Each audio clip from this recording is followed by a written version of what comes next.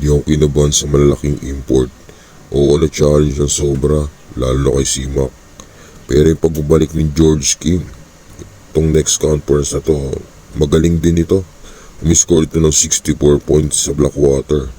At ngayon sa SMB na siya. Iwasan lang niya yung sign o gesture ng paglalagay ng corona sa ulo. Medyo wali yung ganun. Nakita ko gumagawa sa NBA no si Lebron James. Ako lang yun kay Lebron, king talaga sa paglalaro yan.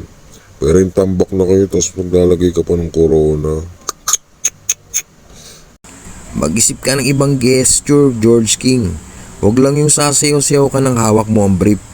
Si paring Brownlee, flying kiss to the sky lang eh. Ayun, ayos yun. Sige, ibahin ko.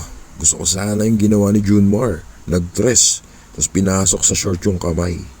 Pero sige, pabaligtad na lang. Aalisin ko na lang yung corona. Kasi ang nagpapakababa, yun ang inaangat ng Diyos. Diba, J-Skills?